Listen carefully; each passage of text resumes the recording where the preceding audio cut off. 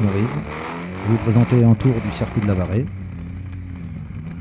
Donc voilà, là on prend la ligne droite de départ. Voilà. Donc là on enquille la 2, la 3, la 4.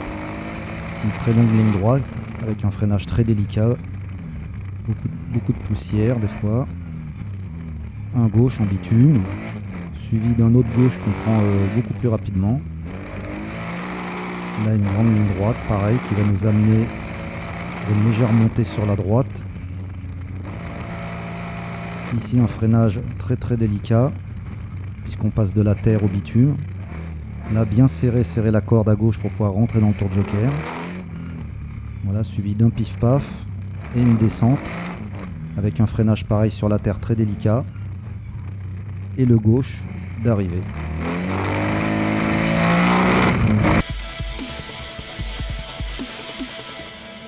Bienvenue à la Varée 5e rendez-vous du championnat de France de rallycross La Varée dans la Sarthe qui marque la mi-saison et on démarre avec le supercar où force est de constater que jusqu'à présent aucun pilote n'a encore véritablement réussi à prendre un quelconque ascendant. Christophe Wild, Fabien Chanoine et Gaëtan Serrazin tiennent pour l'instant le haut du classement. On attend donc de cette 5e manche qu'il se dégage un leader, mais en fait, avant que ne soit donné le coup d'envoi, ce qui attire l'attention, ou plutôt celle qui focalise tous les regards, c'est la toute nouvelle Dacia Logan que présente ici pour la première fois David Olivier. Sa particularité, être doté d'un moteur atmosphérique.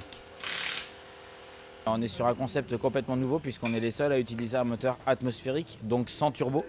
Par contre, on a un moteur avec 6 cylindres contre 4 pour nos concurrents. Donc un moteur qui est globalement moins performant et justement le règlement a ajusté le poids en fonction de ça. Donc le but était de faire une voiture surtout moins coûteuse pour rendre le supercar beaucoup plus abordable déjà pour nous et éventuellement pour des futures personnes qui auront envie de s'y diriger.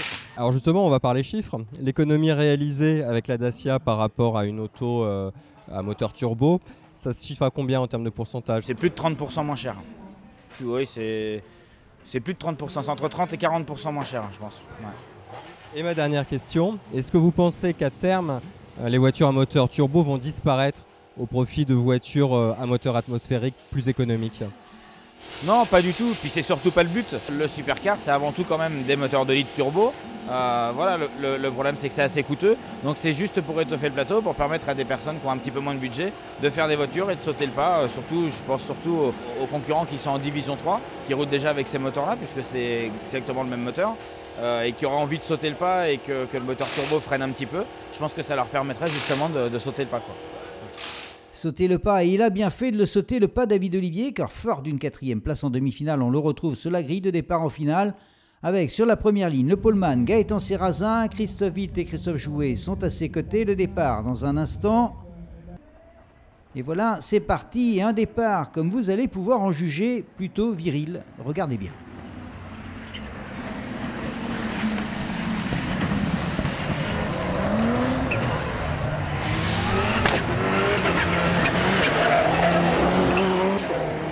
Une victime, Fabien Chanoine, qui va devoir renoncer, roue avant droite arrachée.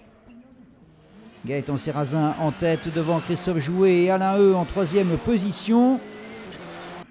Nous sommes à bord de la Peugeot 208 de Gaëtan Serrazin. Gaëtan Serrazin qui est bien parti pour remporter sa 2e victoire cette année. On rappelle qu'il s'est imposé en ouverture de la saison sur les circuits d'essai. Serrazin qui en termine maintenant avec son tour de joker et qui conserve sa première place. C'est donc l'arrivée. Gaëtan Serrazin s'impose à nouveau. Il est le seul à réussir jusqu'à présent la passe de 2. Christophe Jouet et Alain Heu finissent respectivement à la 2e et à la 3e place. Quant à David Olivier, il échoue juste au pied du podium, une 4e place que l'on n'attendait pas déjà. Il avait donc raison d'y croire, c'est de bon augure pour la suite. Quant à Gaëtan Serrazin, il vient lui de prendre sa revanche sur Faleras. C'était de toute façon une évidence, on ne peut pas laisser passer une course comme ça. Voilà, il faut réviser la voiture et si elle est cassée, il faut la réparer pour la course suivante, sinon on laisse traîner les choses et puis ça ne va pas. Au classement du championnat, Gaëtan Serrazin revient sur le leader. Il n'est plus qu'à 1 point de Christophe Wild. Fabien Chanoine, Christophe Jouet et Patrick Guilherme complètent le top 5. Voilà. On enchaîne avec le Super 1600 où le nouvel homme à battre s'appelle Jimmy Terpereau et ceci depuis ses 2 victoires. La première c'était à l'essai et la deuxième il y a 15 jours à Faleras. Mais d'entrée, Jimmy Terpero va trouver plus fort que lui avec deux adversaires qui vont dominer les manches qualifs et qui, l'un comme l'autre, vont remporter chacun leur demi-finale. Il s'agit de Laurent Chartrain et de Maximilien Evenot, tous les deux au volant de Citroën C2. Laurent Chartrain a l'avantage, nous sommes au départ de la finale, c'est lui qui est en pole position, Maximilien Evenot est à ses côtés, mais Jimmy Terpero est là lui aussi. Voilà, c'est donc parti. Chartrain est en tête devant Evenot et Terpero.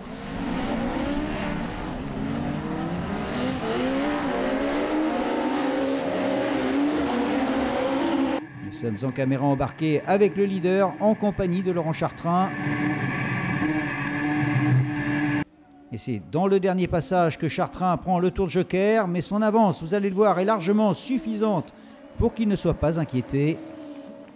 Laurent Chartrain va donc passer sous le drapeau d'Ami en vainqueur. Il s'impose devant Maximilien Evenot et Enzo Liebner. On notera l'abandon dans cette course de Jimmy Terpero, 5e tour. Après Châteauroux, c'est donc la deuxième victoire de la saison pour Laurent Chartrain, mais plus qu'une victoire, Lavaret représentait pour le pilote normand un défi qu'il avait à cœur de relever, plus que peut-être n'importe quel autre. Il y a un an, j'avais cassé le moteur en finale alors que j'étais devant, donc c'est vrai que ça nous rappelle toujours un peu ces petits malheurs. On a en plus eu plus que des malheurs parce qu'on a eu une fuite d'huile sur un joint speed du Villebroquin tout le week-end. Et avant la finale, elle ne démarrait pas, donc c'est vrai que c'était un peu stressant. Et bon, voilà, ça a fonctionné pendant les 7 derniers tours et que du bonheur. Une belle victoire et en plus, je l'ai faite de fort belle manière, donc ça me plaît d'autant plus. Surtout que Lavaret vient de le propulser en tête du classement provisoire. Il compte maintenant 11 points d'avance sur Enzo Liebner, toujours bien dans le coup à chaque rendez-vous, et 19 sur Jimmy Terpero.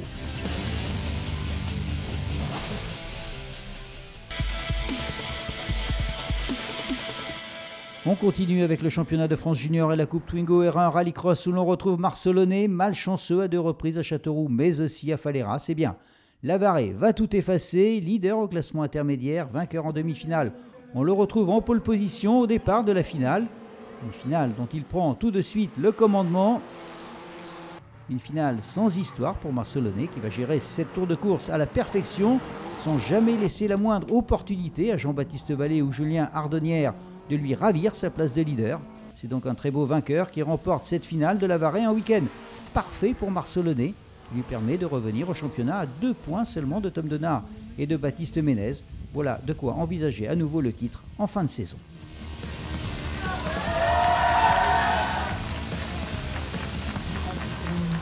On gagne ce week-end, j'ai bien géré ma course, j'ai géré mes concurrents à distance et je suis super content, c'est super. Chez les féminines, sachez que c'est Perrine Perrin qui l'a emporté, mais que c'est Coralie Moreau qui est en tête du classement provisoire devant Sandra Vincent et Sabrina Souchot.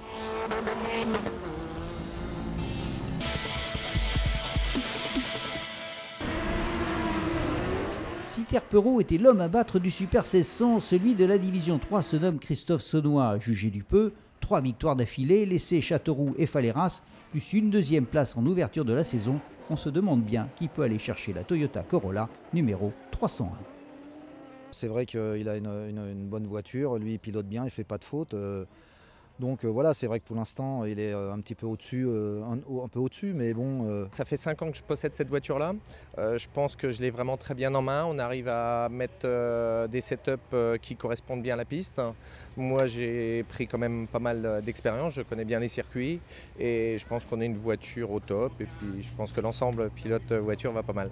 39 points d'avance, c'est ce que vous avez au classement sur Marc Maurice et c'est beaucoup. Vous avez ici l'occasion sans doute de creuser un écart qui pourrait peut-être devenir définitif. Alors 39 points, c'est vrai que c'est beaucoup et puis c'est pas grand chose.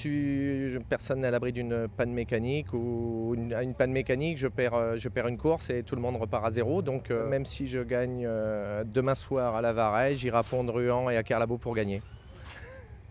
On a coutume de dire que le malheur des uns fait le bonheur des autres. Malgré de bonnes manches qualifs, Christophe Saunois va chuter le dimanche matin au warm-up à cause d'une casse moteur. Un abandon qui ouvre grand la porte à ses adversaires, Marc Maurice, Guy Moreton, Mathieu Trévian et autres Henri Navaille. C'est donc en première ligne que l'on retrouve Guy Moreton, Marc Maurice et Henri Navaille. Mathieu Trévian et David Vincent sont en deuxième ligne. Voilà, c'est parti et c'est Guy Moreton qui tout de suite prend le commandement. Il est suivi de Marc Maurice. Une victoire qui va se jouer à 3 entre Guy Moreton, Marc Maurice et David Vincent.